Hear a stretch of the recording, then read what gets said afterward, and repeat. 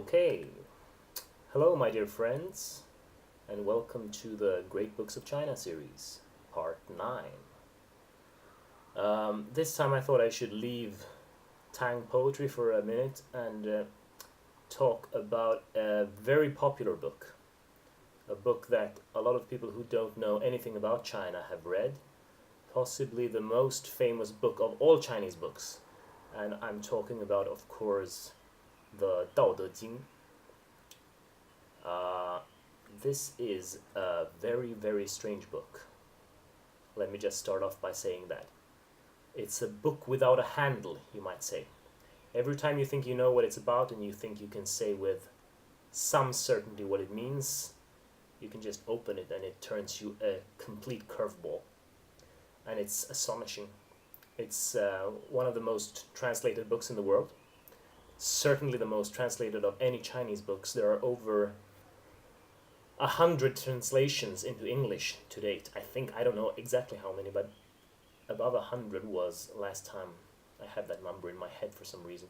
And I really find it quite hard to categorize and describe this book because it seems that there is no description that really doesn't limit it.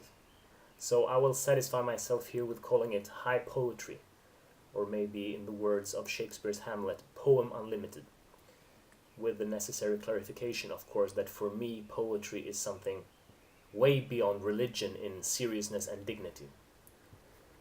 Now, everybody knows that the that the Dao De Jing is the foundational text for the religion and the philosophy of Taoism. And chronologically, of course, there is no text in that tradition that precedes the Dao De Jing, even if we can't really be sure exactly when it was written. But that claim is still correct, of course. But a date of 4th or 5th century before Christ seems like a reasonable suggestion, and it's the one date that most people accept. But even so, I'm quite wary of trying to approach the Dao De Jing through the phenomenon of later Taoist thinking and religion. And this will become clear to you during the course of this video, I hope. It seems to me that viewing a text like the Dao De Jing through the lens of all these later social and historical developments always tends to reduce the complexity and perpetual strangeness that documents like this possess. And this is not, by the way, unique to the Dao De Jing and the Chinese tradition, of course. There's a similar situation with the Christian Bible, which stands at the center of the whole Christian religion as a foundational document. Yet I think it's safe to say that not a single word in it was written by a Christian. There's no way you can argue with that. And we are in exactly the same situation when it comes to the Dao De Jing. Whatever else we can say about it, we can be sure that it was not written by a Taoist, because Taoism didn't exist when it was written. And this is quite obvious, but it's rarely acknowledged, of course, because we sort of think that we know what the text means by looking at the later religion. And in some ways, I suppose we do, but it's not reasonable to assume that we know everything about the text because of that. Since what we do then, if we insist on looking at the Taoist version of the Dao De Jing, we tend to reproduce the prejudices of a doctrinal psyche, which is always what develops in a religious tradition, while the actual book, the actual Dao De Jing, is anything but doctrinal. And with all these caveats, let me just briefly tell you what I think that this text is. To begin with, I'm absolutely certain that this whole thing was written by one person. Now, there might be imitations and interpolations here and there, like who can tell? But there is a specific personality with a specific style behind this text. Although I almost regret using both of these words, personality and style, because they're so inadequate to what's going on in the Dao De Jing. It's more like a non-personality or a non-style. But it's also not the cobblings and stitchings of an oral tradition. There is simply nothing in all the Chinese literature that looks like the Dao De Jing and that sounds like the Dao De Jing. And for me, that is evidence enough that we're dealing with the works of one person, someone of absolutely soaring poetic genius. And this occurs in a culture in which, at that time, as far as I can tell, the concept of poetic creation by an individual doesn't even exist. The first poet, the first true poet that we have in China is Qu Yuan. And from him, we can sort of trace the line of poets up to the present. But the Dao De Jing, I mean, you might not accept that it is poetry. It's a book of no genre, so I wouldn't pick a fight over that. But it doesn't conform to any of the like contemporary or later works of Taoist literature, like the Zhuangzi, the Liezi, the Huainanzi. It stands by itself, but it's intensely poetical, and obviously so. It's self-consciously so, even though, as I said, there is really no precedent for that kind of stuff in the whole language. So this is some very, very original literature that we're talking about in the context that we're in, of course. Now, my take on the Dao De Jing is essentially that it's an intellectual satire of Confucianism, very broadly speaking. It may be argued that Confucianism was not a coherent school of thought at the time when the Dao De Jing was written, and that depends a little bit on where you date the Dao De Jing itself.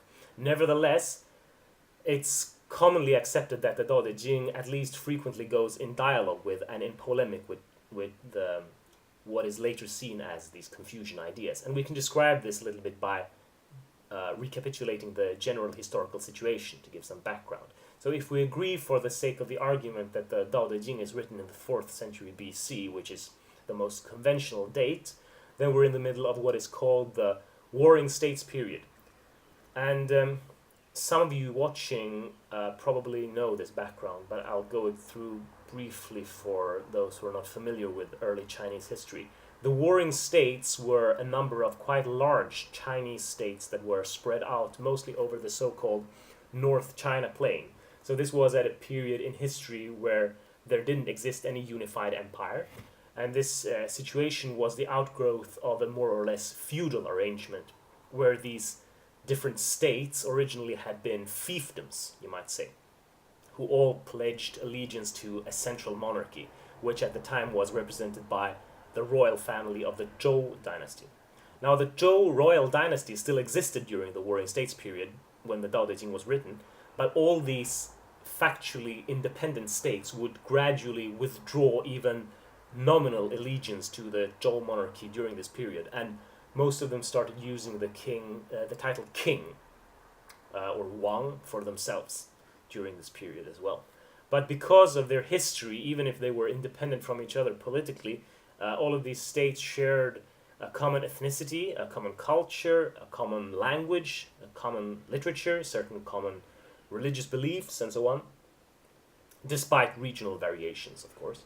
So the situation can be compared, and is often compared, to the phenomenon of the Greek city-states, which existed at the time in Greece. But if we're reaching for historical comparisons, I think an even more apt comparison is to Europe in the Middle Ages, which was also ruled in this feudal way. There was a common culture, a Christian culture in Europe, despite a lot of political fragmentation. To a large degree, it was also the same situation in Middle Age Europe and in Warring States China, that the states represented more the interests of a certain royal or ducal family, and they would like trade land with each other, form alliances against each other, and basically engaging in all kinds of competition with each other, not just military conflict. But they weren't national states in our modern sense. And this was also the formative period of Chinese thought and Chinese literature. And to a large degree, this is conventional wisdom, of course, I think it's fair to say that these are related phenomena. Political fragmentation in a culturally coherent area necessarily leads to a kind of marketplace of ideas. It's like a Darwinian situation, which is very conducive to the development and refinement of various theoretical perspectives on the world, and that's what literature and thought is. And you can see this in the parallel with the Middle Ages in Europe as well, which resulted in the Renaissance, which is the most spectacular flowering of culture in every field that the world has ever seen. Now, in the Warring States period, many of the formative thinkers of this time are what you might call professional political consultants. They were like people whose business idea it was to seek out rulers of states and essentially offer their services as a kind of ideological or methodological architects for statecraft. And the archetype of this social role is probably Confucius himself, who served as a minister in his home state, Lu, and then he spent many years of his life traveling around the various Chinese states and offering his services as a thinker and a consultant and an advisor. In his case, it was without much success, but another example is Mencius, who is the second most important Confucian thinker. For example, much of the book that is called Mencius, or Mengzi, is written in the format of his dialogues with the ruler King Hui of Liang, the state of Liang. So these people became like founders of the important schools of thinking, and later people would refer to these systems of thought as the way of Mengzi, for example, or the way of Guanzi, or the way of Shangyang, or the way of Sunzi. And you might have noticed when I introduce these things, I'm not using the word philosophy to describe these ways of thought, because I believe that word is quite improper in the case of China at that time. These figures and the preserved books that bear their names are first and foremost practically oriented. So there are seeds in these books of what later would become the purely theoretical and even metaphysical philosophy. We have, for example, Mencius' argument of the originally good nature of man. I've talked about that in an earlier installment of this series. But I pointed out in that episode that even that argument of the originally good nature of man, which seems more abstract, it's linguistically framed in a more pragmatic than metaphysical way. Anyway, most of these systems of thought, if you can call them that for lack of a better term, they're like methods, you can say. They're like sort of mental technologies for getting a grasp on a certain material that you need to perform some task, which in this case was statecraft, really. And it's tasks of an administrative nature, management more than anything else. You say you have like a way of doing things, like you have a method of doing things. And this word, the way, is important. Some people, I suppose, would think that I'm pushing it a little bit too far to say that there was no philosophy in China then. But I do think that it's really important to highlight the difference between this Chinese variety of very pragmatic thinking as opposed to the very systematic and abstract thought systems that the Greeks called philosophy, but that which you all also had in India, for example. So in China, you had the way of Mencius, the way of Guanzi, the way of whoever and whoever, and a literate person of the day, or an enlightened ruler, for example, he would have had access to all of this as inspiration and guidance in the management of the state. So this is what the intellectual discourse was framed in these terms. And the central word here is the way, which in Chinese is, of course, the Dao. And the first sentence of the Dao De Jing is, of course, world famous. This is the sentence that so many people have racked their brains over through the centuries. 道可道，非常道. And the first thing to notice about this is that it's a pun. Because Dao means, funnily enough, not just way in the literal sense of a road, but it also means to say as a verb. And here this sentence is set up so that the second Dao, 道可道, which really grammatically has to have a verbal sense in this construction, it can pretty much be interpreted equally well in both ways. It's either a way or the way that can be told is not an eternal way or the eternal way, or it's a way that can be weighed, that is treated as the way or treated as a way that is followed, is not an eternal way or the eternal way. Or if we treat the first Dao as verbal too, then it can be saying what can be said is not the true way. So it's 6 characters into the text, and you're like already lost in this wilderness of potential meanings. And the author of the Dao De Jing, this comes back all the time. Whoever this guy was, he had the greatest love for puns and word games, and he has a superb sense of irony. My sense when reading the Dao De Jing is that its ironies are so large that I can't tell most of the time whether a given sentence is dead serious, if it's pure parody, if it's pretending to be serious, if it's pretending to be a parody, and so on and so forth. I mean, it's funny, like, with a text like this, 2,500 years of history almost, everyone has sort of agreed to read it as a religious scripture. And especially ever since this text was bundled up with the zhuangzi in this buy one, get one package. Like Taoism, the beginnings of Taoism. But, I'm not opposed to treating this text religiously out of pure respect for it as an aesthetic achievement. But you had to ask yourself, in the name of historical plausibility, like, who would have written a religious scripture for a religion that didn't exist? And I think even the first sentence, with this devastating punning on the way and the word, tells you that this guy, whoever it is really trying to mess with you. I mean, you can't trust him to be straightforward. You can't be sure that he's not consciously sort of preemptively evading your interpretation. You can't assume that he's not playing with you, that he's not hiding something rather than revealing something in this text, at every point in the text. But anyway, when I read this first sentence, the way I think is most reasonable, if you look at it historically and you try to imagine the flavor that these words would have had in the given social circumstances, I think it's a kind of offhanded dismissal of all these philosophical, quote-unquote, systems of thought that I was talking about before, like the way of Mengzi, the way of Guanzi, the way of whoever. So my preferred translation would be, no way can be walked forever. And then you have the next sentence, which is, no name lasts forever, 名可名非常名, which is a parallel construction. But when I say that, and I suggest this translation, I hope you realize that this translation represents an incredible narrowing down of the interpretive possibilities of this text. It's an almost inadmissible definition and nailing down of what is, I'm sure by design, indefinite and evading interpretation. And this has to be remembered when you read all these translations that exist out there. This is a text that properly cannot be translated. And it's the same with all the innumerable editions and paraphrases into modern Chinese that exist. They're always based on an interpretation. Well, I mean, not just an interpretation, a very far-reaching interpretation.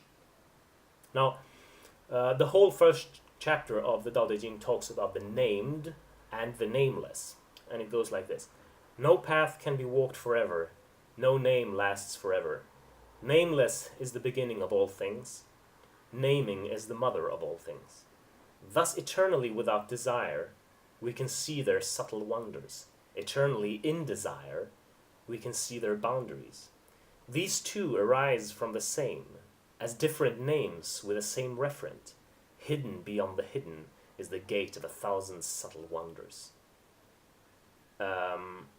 So that is my tentative translation of the first chapter of the Dao De Jing. And of course, I'm not even going to try to give an exhaustive interpretation of this, but I'll just point out a few partial observations of a part of this. Okay. So the first thing is that this is not a naive discussion of these terms, the named and the nameless, because this text situates itself against the background of a discourse around the importance of names that existed historically at the time. So the concept is the rectification of names, 正名, which shows up in a lot of various works of the period and earlier, and it's most famously expressed in the Analects of Confucius. So I'll quote the passage from the Analects, which is the talks that Confucius had, that are recorded by Confucius by his various disciples. And the quote is like this. Zilu, who is a disciple, a student of Confucius, asks, Zilu asked, Master, if the Lord of Wei would let you design his policies, what would you do first? Confucius answered, that would certainly be rectifying names. Zilu said, Master, are you that pedantic? What is it that needs to be rectified? Confucius answered, Zilu, you are a barbarian. But even the superior man is flawed in what he does not know. Without the right names, thoughts are not easily expressed, and thus many things will be left undone. In such a situation, neither manners nor music will flourish, which means that law and punishment will not be appropriate. that creates a tremendous uncertainty for the people. The concern for a superior man is to name things so as to enable a smooth discourse, and discourse so as to enable action. A superior man cannot afford to be imprecise in his speech. And another quote from the Analects on the same subject is the following. Duke Jing asked political advice from Confucius, who answered, "Let the ruler rule, let the subjects be subjects. Let fathers be fathers, and let sons be sons."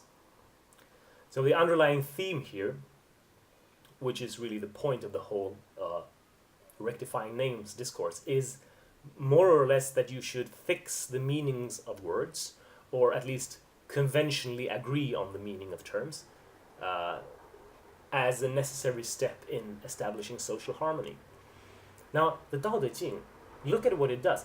It's sort of dynamiting this whole discourse just from the first few lines. And it doesn't do this just by weirdly and radically implying that the truth lies beyond all words, which is seen if you read this first chapter of the Dao De Jing carefully. It also does it by employing these extremely ambiguous and pun-ridden language. Now, I think that this tells us something really important, that this text is not about establishing a doctrine. Its meaning lies beyond the words on the page. It's a trap that makes no sense, or at least little sense, or too much sense maybe, if you read it for content. It's as if the true meaning, or rather the intent of the text, is to force you to pay attention to the shadow thrown by the words. It's like it wants to dissuade you from the conviction that anything of ultimate value is ever really gained by unambiguous and precise concepts. And nothing that is written in this book can be read straightforwardly and simply, not when it starts off like this. And I think that this is what's really mostly lost in both modern translations and also in most popular interpretations of the Dao De Jing. It's this radical undermining of a theory of language formulated within language. Now, if this were Western philosophy, we would call this postmodernism, because it's a sort of tenet of postmodern thinking today that every name, every discourse, every term can have a certain validity as a kind of game or as a kind of construction of meaning, a kind of delimiting of a certain sense, but it's also essentially always provisional, always possible to critique, never definite. And there's also this theme in postmodern philosophy of the suspicion against the totalitarian use of language. Because as soon as language becomes fixed and unreflected, we're almost blind to the worldview that's built into the words. It's like language is a machine that's used to enslave us to masters that we know nothing about. Now, the Dao De Jing is not as negative as all that, of course, because here as elsewhere it's completely ambiguous. But I think the general drift of the method of composition, if you can say that, is actually kind of postmodern in direction. It's not explicitly about that, of course, and it doesn't say that we should abolish names and ways either, because you can read the first few words in the text even more literally. It says, Dao, ke Dao. You can weigh your ways, ke, right? But they're not eternal ways, fei chang dao. And you can, ke, name your names, but it's not eternal names. It's like, go on, play your games. Very subtle. And also, in effect, it says that if you look at the larger social situation, play your political games. Do what you wish. But the way you're talking about is not the eternal way. I'm not going to go through the Dao De Jing from the beginning to end, of course. That would probably take like 100 of these videos. But I'll give you some more examples of where I think that the text sort of announces its intent in a quasi-obvious way. And I'll try to show you that this is not the sort of popular Dao De Jing, not the Dao of Winnie the Pooh, which is, you know, this quietistic, peace-loving hippie thing. It's not like, it's not that I really have anything against peace, love, and understanding, but that's really a cartoon version of the Dao De Jing, in my estimation. So let's look at another chapter where the Dao De Jing clearly goes into confrontation with Confucianism. This is chapter number 5. Heaven and earth are not humane, but treat the myriad things as paper dogs for the sacrifice. Neither is the sage king humane, for he treats the people in just the same way. Isn't heaven and earth just like a big bellows? It doesn't mind being empty, but produces something with each movement. To learn much and exhaust one's tricks avails less than sticking to the center. Again, I'm trying to interpret this historically. The concept of humaneness, ren, should ring a bell here, because it's the one central virtue in Confucius thinking. In Confucius thinking, manners, justice, loyalty, filial piety, and so on, all these virtues are subordinate, basically, to the root virtue of humaneness, ren, which can be seen as the precursor to Mencius' idea of good human nature. Now, saying that heaven and earth are not humane or not human is not, of course, perhaps very shocking to us, but it's completely exploding the traditional sense in China of unity between heaven, earth, and man, which is sort of a red thread in ancient Chinese thinking, you might say. And then it attacks another Confucian holy cow here. It says, it talks about the sage king, the shengren. Now, this word is frequently translated as just a sage, but in the early literature, this is not, you must understand, this is not just a wise man, such as Confucius, for example, even though Confucius later came to be viewed as a shengren by tradition. A sheng is, you can look at the character, it's comprised of an ear, a mouth, and a king. It's someone of superior sensibility and eloquence who is also a king. And it's always used when referring to the great kings of mythology, which are really beings on a more than human scale. The great Yu, for example, who is the mythological founder of the Xia dynasty and the first to tame the rivers. And that's saying quite a lot in a culture that's completely dependent on irrigation agriculture. And in the Dao De Jing, we get to hear here that this shengren, the sage king, is not humane. It's like saying, in the context of the time, good stuff is not good. But again, this chapter is also so ambiguous, because we don't know if this is supposed to be like a normative or a descriptive statement. I mean, is the author sarcastic? Is he talking about the specifically Confucian sage king here when he says that such a person is not humane? Is it like a jab at this whole idolizing of ancient myth? Or is he being sarcastic in another way? Is he saying that, yes, the greatest ruler is as indifferent as nature, and humaneness is thus a false virtue? It's not clear at all. And in any case, it's not the standard worldview, because the standard worldview, the politically correct as it were, is exactly the perspective that's being made fun of, or it's being undermined. But maybe he's not being sarcastic at all. That's another possibility. Maybe he's saying that heaven and earth are not humane and he's sad about it. I don't know. But my sense is that however you want to interpret it, the Dao De Jing wants to tell you that these things, nature as well as human rulers, are something larger than normal human life. They're almost forces of nature. They're indifferent to your will. They're morally unaccountable.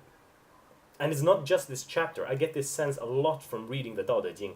It's funny, the word Dao De, the word Dao De in Dao De Jing, it's nowadays the general Chinese term for morals, but the Dao De Jing itself seems to me absolutely beyond morals. It frequently appears to be treating a lot of merely human suffering and human striving as some kind of joke, which you just have to accept with a laugh, and it treats all of creation almost as if it's like you'd be better off without you bothering your sorry head about it, more or less. And on the other hand, I don't think that's so strange if you look at the historical situation, because you have to remember the social context. This was a period in history that witnessed warfare on a scale that had never been seen before, wars that regularly would claim the lives of hundreds of thousands of people, and not, in the name of anything. It was just like the sport of the elite, you might say, struggles for power and for land. And reading this text is like it's saying to you that you can't extract a sense, at least not a human sense, from a world which just regularly consigns thousands of people to meaningless death. At least you can't extract a positive sense, but you can get a sort of disinterested kick from just sitting in the middle of it, playing your part, so to speak, whether you are the great ruler or just a paper dog for the sacrifice, because there is this sense in which all of this is miraculous. All of it's miraculous. The very ease with which all these tragedies happens is awesome in itself. And here's what I want to get at. It's not very unconventional to say that the Dao De Jing calls for or is better interpreted through some higher mode of awareness. But the thing is, I think that that higher mode of awareness, if anything, is very nihilistic to the concerns of normal people. And it surely doesn't pander to our ideas about human dignity. I'll take another example for that. This is from chapter 3. If we were not to value the worthy, people would not fight. If we were not to prize goods hard to come by, no one would become a robber. A people seeing nothing to desire would make no wars. Thus the rule of the sage empties the people's hearts, fills their bellies, weakens their will, and strengthens their bones, so that they are always without knowledge and without desires. It's enough for them to know, I'll not presume, and I shall not, and nothing will lack order. When I read this, I just can't believe that everybody treats this as straight-faced doctrine. Listener, the rule of the sage empties the people's hearts, fills their bellies, weakens their will, and strengthens their bones. I mean, I've been reading this book since I was a teenager, and I'm well aware of all the traditional interpretations here, like how you're supposed to reach a state of no desire, perfect inner calm, without as much a presumption in your heart, und so weiter.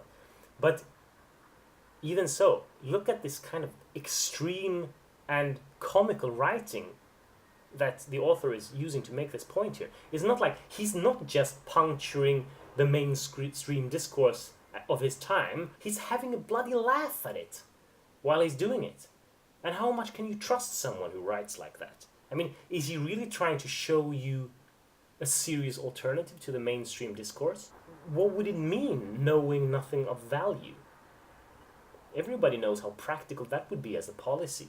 Or is he trying to say that the only alternative to the present situation is something even worse? And if these are the options, like, which of these would actually make you dislike him the most, I ask you? I mean, or is he deliberately confounding us? Is the whole thing a kind of evasion? Is it an insinuation to withdraw our attention from politics as a whole? Or is he deliberately dazzling us with concocting the most ambiguous stuff that he's capable of? And if so, is the whole thing just a show? Is it just a self-conscious display of a newly invented art form that he himself is responsible for? I mean, I don't know. What I know is that for 2,000 years, the response to this book has been reductive most of the time. It's been an effort to explain away its complexity rather than facing it head on. And I'll just take one more example of this just laughing in your face type of chapter. This is chapter 80. It's one of the last chapters, and it's sometimes taken as a description for the ideal political state of the Dao De Jing, but in characteristic fashion, it doesn't say that specifically. We're just free to infer it, or not to infer it. Small states with few people, possessing tools of all kinds without using them, taking death seriously and unwilling to travel far, having boats and carriages, but not riding them, having armor and weapons, but nowhere to use them, letting them forget writing and go back to using knotted rope. Ultimate order. Savoring their food and their clothing, living in peace, finding such joy in their customs, that were the next state so close as to hear the noise from their dogs and chickens, still no one would go there, even once in their lives. And here again, I think it seems like he's on the one hand saying something profound about the implications of like mainstream beliefs and attitudes, but at the same time he's dismissing both them and his own interpretation. Because we can't be sure if this is serious or if it's a satire of the mainstream wish for political order. Just read the last sentence. You have to just taste these words, like savoring their food and their clothing, living in peace, finding such joy in their customs. You're like, wow, that sounds wonderful. And then, that were the next state so close as to hear the sound of their dogs and chickens, still no one will go there even once in their lives. And you're like, oh. So you mean that you have to be absolutely mindless in order for the ideal political state to work? Makes sense. I mean, I'm sorry if I'm laboring this point, but I can't take this completely seriously as a political philosophy. But what I think it does mean, and what my general sense of the Dao De Jing is that it deliberately explodes all human attempts to make sense of the world. It seems repeatedly to say, at like 50 different places in the book, that the true nature of things is so far beyond your conceptualizations that you will inevitably make a mess of everything you try to improve. And if you can't stare that nothingness down and accept that you live in an abyss, you are permanently deluded. And all of this, it makes me honestly quite uneasy about the Dao De Jing as a whole. I told you before that I read this book when I was a teenager, and I was new to Chinese culture back then, and the Chinese language. And at the time, reading this had a really profound influence on me. I think it was the first time in my life that I really started scrutinizing and questioning foundational beliefs in my surrounding culture. It was through this, and that influence of the Dao De Jing, it stayed with me for quite a few years, I would say. Now, that reading experience was, of course, entirely mediated by translation, and the version I read happened to be the one by Roger Ames, which is paired with quite detailed philosophical commentary. Very good book. But now, more than a decade later, when I'm finally able to read this book without the help of translations, I just can't bridge the gap between the sort of popular culture image of Dao De Jing and its actual content. I feel it's just incommensurate, because the popular culture image is this nice little text, reminding you not to take things to heart, that everything's all right, and that it's okay not to win all the time. The universe looks after you in some way that you don't even know. But in fact, the more I read it, the more I find it terrifying, perplexing, highly ambiguous, and sometimes even a little nasty. And it reminds me a lot about a quote about Ralph Waldo Emerson, who is one of my favorite writers, saying that he was as sweet as barbed wire. That's a good description of the Dao De Jing. But who knows, maybe I'm the problem. Maybe I don't understand this as well as I should. But on the other hand, I don't think I'm the problem, because what I just said about the general point of Dao De Jing, that the universe is beyond our conceptualizations and so forth, that's actually the standard view. Because Taoism is absolutely permeated with the idea that we should try not to consciously interfere with the workings of nature, that the way of the thousand things is a miraculous thing in itself, and the only way to wisdom is really just putting down your fond ideas about things. And I'm not rejecting that.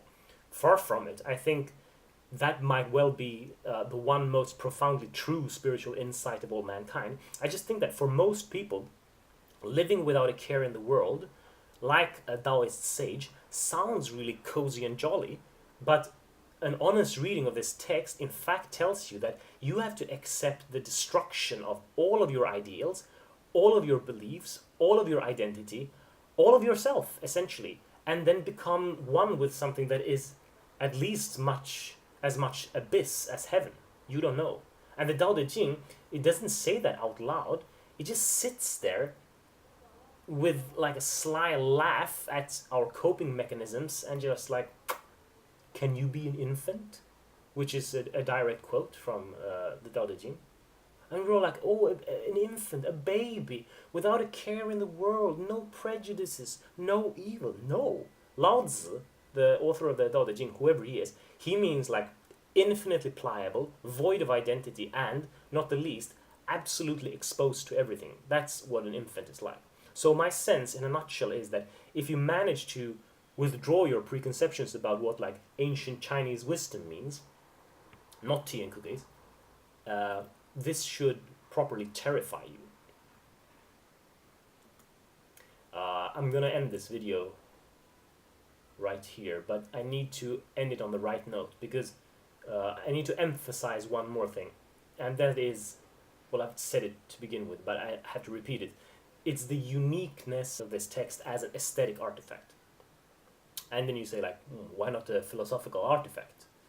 To which I would answer, like, certainly, but can I properly describe as philosophy a text that destroys and makes a joke of philosophy?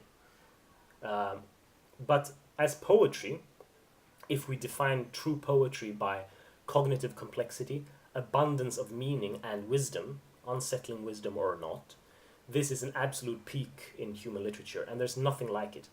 Certainly not in ancient Chinese literature.